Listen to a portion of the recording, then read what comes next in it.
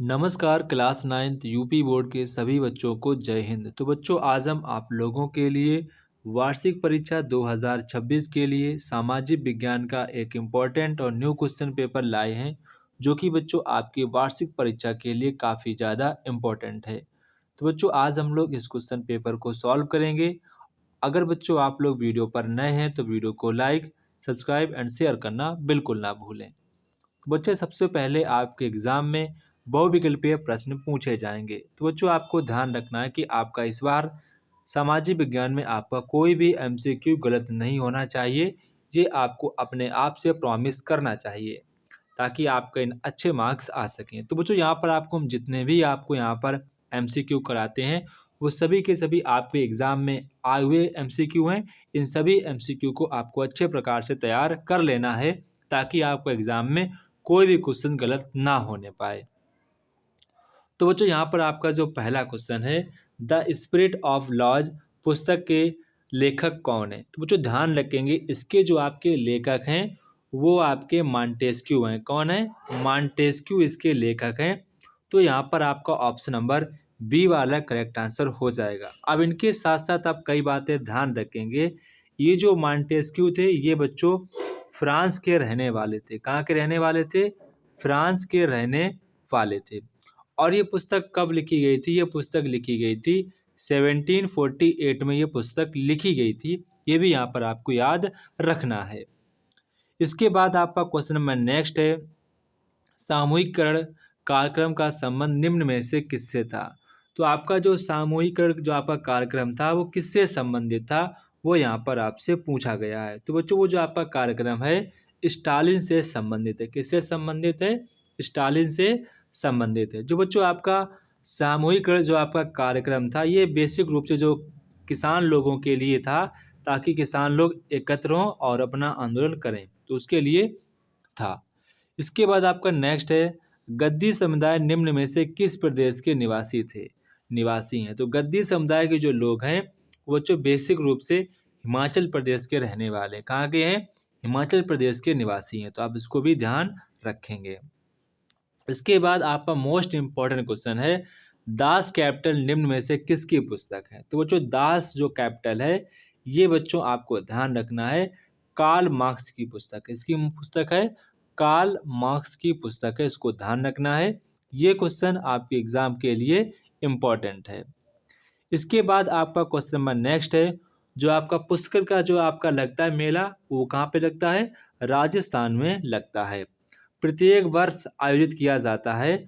तो मतलब किसके लिए वो मेला है? गायों के लिए, हाथी के लिए, पक्षी के लिए, ऊँट के लिए, वो यहाँ पर आपसे पूछा गया है। तो बच्चों जो आपका पुष्कर का मेला है ये बेसिक रूप से ऊँटों के लिए मेला लगाया जाता है, ऊँट के लिए। तो यहाँ पर आपका ऑप्शन नंबर सी वाला करेक्ट आंसर हो जाएगा। इसके बाद लोकतंत्र की सफलता के लिए आवश्यक क्या है। तो लोकतंत्र की सफलता के लिए आवश्यक क्या है कि मीडिया का मतलब कि किसी का लोड मीडिया पर नहीं होना चाहिए। जैसे कि आज आप देखते हैं जो हमारी मीडिया है वो सही रूप से नहीं बोलती हैं, वो सब बिक बिक चुकी हैं, कोई भी सही न्यूज़ नहीं देती हैं।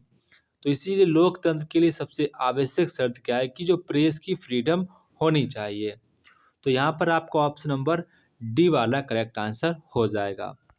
इसके बाद आपका क्वेश्चन नंबर नेक्स्ट है, भारतीय संविधान में मौलिक अधिकार की अवधारणा ली गई। तो बच्चों भारत में जो आपके आज आप भारतीय संविधान में जो भी आप मौलिक अधिकार देख रहे हैं वो कहाँ से लिए गए थे? ये बच्चों लिए गए थे अमेरिका से। कहाँ से लिए गए थे? अमेरिका से लिए गए थे।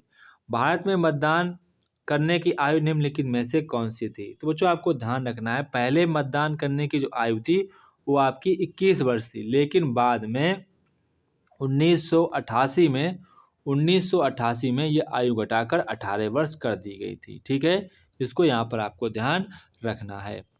इसके बाद आपका क्वेश्चन नंबर नेक्स्ट है, भारत के प्रधानमंत्री की नियुक्ति निम्न में से किसके द्वारा की जाती है। वो जो भारत के प्रधानमंत्री जो नियुक्ति है वो भारत के राष्ट्रपति के द्वारा ही की जाती है। तो यहाँ पर आपका ऑप्शन नंबर डी वाला करेक्ट आंसर हो जाएगा। विश्व मानवाधिकार दिवस कब बनाया जाता है। तो विश्व मानवाधिकार दिवस आपका 10 दिसंबर को बनाया जाता है। तो यहाँ पर आपका ऑप्शन नंबर बी वाला करेक्ट आंसर हो जाएगा। इसके बाद बच्चों आपका क्वेश्चन है, नीलगिरी पर्वत स्थित हैं। तो बच्चों नीलगिरी पर्वत आपके कहाँ पर स्थित हैं? ये बच्चों आपके स्थित हैं दक्षिण भारत में आपके स्थित हैं। तो यहाँ पर आपका ऑप्शन नंबर सी वाला करेक्ट आंसर हो जाएगा। इसके बाद आपका क्वेश्चन नंबर 12 है, निम्नलिखित में से कौन सी नदी आपकी अरब सागर में गिरती है?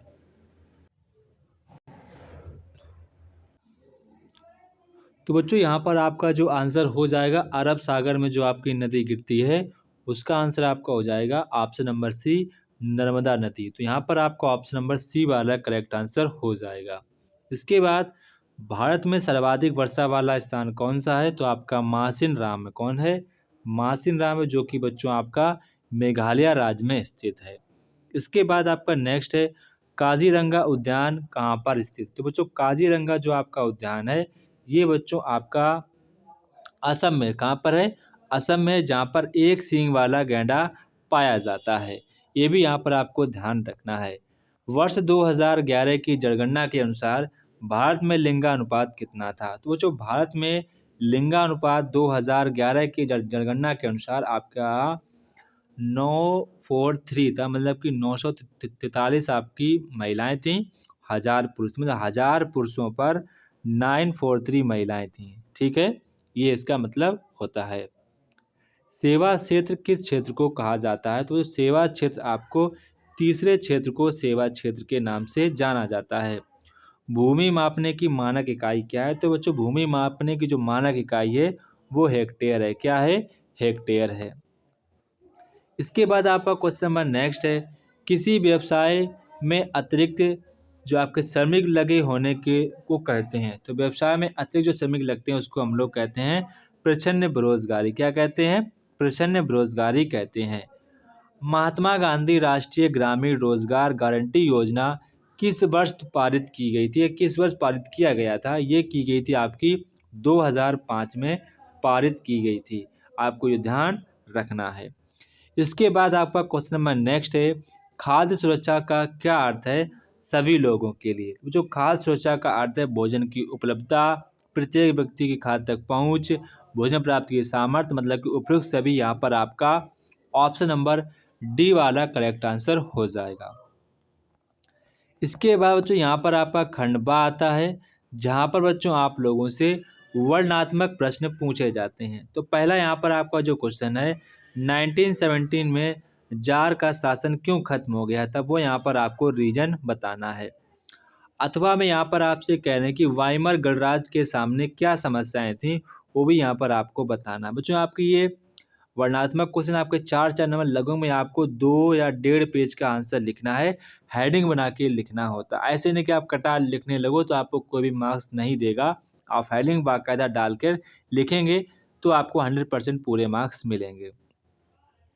युद्धों से जंगल क्यों प्रभावित हुए आपको बताना है। अथवा में कह रहे सार्वभौमिक वैश्य मताधिकार किसे कहते हैं, वो यहाँ पर आपको बताना है। इसके बाद आपसे नेक्स्ट यहाँ पर पूछ रहे हैं, बताइए हिमालय का निर्माण कैसे हुआ? यहाँ पर आपको बताना है। अथवा में कह रहे हैं उत्तर भारत में पूर्व से पश्चिम की ओर वर्षा की मात्रा क्यों बढ़ जाती है? वो यहाँ पर आपको बताना है। बच्चों ये क्वेश्चन आपके एग्जाम के लिए इंपॉर्टेंट, इसको आपको ध्यान रखना है। आर्थिक और गैर आर्थिक क्रियाओं में क्या अंतर, आपको अंतर को स्पष्ट करना है।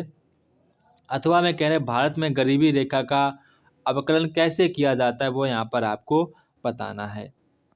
इसके बाद आपका नेक्स्ट आता है वर्णनात्मक प्रश्न, जो कि बच्चों आपके लॉन्ग आंसर होते हैं। तो बच्चों लगभग में आपको 3 पेज का लॉन्ग आंसर लिखना पड़ेगा, तभी यहाँ पर आपको पूरे मार्क्स मिलेंगे। ठीक है, तो बच्चों यहाँ पर आपका जो पहला क्वेश्चन है, बोल्शेविकों ने अक्टूबर क्रांति के दौरान या फौरन बाद कौन कौन से प्रमुख परिवर्तन किए? वो यहाँ पर आपको परिवर्तन बताने हैं। अथवा में कह रहे मसाई समुदाय के जो चरागाह हैं उनसे क्यों छिन गए? आपको कारण बताना है। भारतीय संविधान के प्रमुख जो आपके स्रोत हैं उनका उल्लेख करना है। अथवा में कहें राष्ट्रपति के अधिकार एवं शक्तियों का वर्णन करना है। इस क्वेश्चन का मतलब ये है जो भी आपके मौलिक अधिकार हैं, प्रस्तावना है, फंडामेंटल ड्यूटी, वो सारी कहाँ कहाँ से ली गई उनके विषय में यहाँ पर आपको बताना होता है। इसके बाद आपका नेक्स्ट यहाँ पर क्वेश्चन है, भारत के आर्थिक विकास में जो आपकी नदियों का क्या योगदान है वो आपको बताना है। अथवा में कह रहे हैं कि भारत में होने वाली मानसूनी वर्षा एवं उसकी विशेषताओं को यहाँ पर बताना है। इसके बाद आपका नेक्स्ट है, जो गरीबों को खाद्य सुरक्षा देने के लिए सरकार ने क्या किया है, सरकार की ओर से शुरू की गई कई योजनाओं पर आपको चर्चा करनी है। अथवा में कह रहे हैं कि निर्धनता उन्मूलन के लिए भारत सरकार द्वारा प्रारंभ की गई प्रमुख योजनाओं का संक्षेप में आपको वर्णन करना है। इसके बाद बच्चों यहाँ पर आप लोगों से मानचित्र से संबंधित क्वेश्चन पूछेंगे। तो पहला यहाँ पर आपका क्वेश्चन है, भारत की राजधानी क्या है? तो सभी को पता है भारत की जो राजधानी वो आपकी नई दिल्ली है। क्या है? नई दिल्ली है। उत्तर प्रदेश की विधानसभा कहाँ पर स्थित है? तो बच्चों आपकी उत्तर प्रदेश की जो विधानसभा है वो आपकी लखनऊ में स्थित, कहाँ पर स्थित है? लखनऊ में स्थित है। गांधी जी का जन्म कहाँ पर हुआ था? गांधी जी का जन्म हुआ था पोरबंदर गुजरात में हुआ था। ताजमहल आपका आगरा यूपी में स्थित है। प्रथम प्रथम आपका आज़ादी संग्राम कहाँ से प्रारंभ हुआ था? तो ये आपका हुआ था मेरठ से। कहाँ से हुआ था? मेरठ से हुआ था, जहाँ से आपके मंगल पांडे थे। इसके बाद आपका नेक्स्ट आपका आता है ज्योग्राफी से। यहाँ पर आपको नदी को करना है प्रदर्शित करना है। तो आप ये नदी आपकी महाराष्ट्र में भी बहती है और कर्नाटक में भी बहती है, तेलंगाना में बहती है, आंध्र प्रदेश में भी बहती है। आप किसी राज्य में प्रदर्शित कर सकते हैं। छोटा नागपुर पठार आपको चिन्हित करना है। बच्चों आपको छोटा नागपुर जो पठार है ये आपको बिहार या पश्चिम बंगाल, उड़ीसा में, झारखंड, बेसिक रूप से झारखंड में स्थित। कहाँ पर स्थित है छोटा नागपुर? झारखंड में स्थित है। अरावली की पहाड़ियाँ आपको पता है ये आपकी कहाँ पर स्थित हैं? ये आपकी राजस्थान में प्रमुख रूप से स्थित हैं। ठीक है। इसके बाद काजीरंगा, आप अभी मैंने बताया था काजीरंगा आपका कहाँ पर स्थित है, बताया था असम में। कहाँ पर आपका है? असम राज्य में आपका स्थित है, जहाँ पर एक सींग वाला गैंडा पाया जाता है। तो बच्चों ये था हमारे क्लास 9th का वार्षिक परीक्षा 2026 का इम्पोर्टेंट क्वेश्चन पेपर। आप सभी बच्चे इस क्वेश्चन पेपर को अच्छे प्रकार से तैयार कर लेना है ताकि आपके एग्ज़ाम में अच्छा स्कोर बन सके। तो जय हिंद बच्चों, फिर मिलते हैं अपने नेक्स्ट वीडियो पर।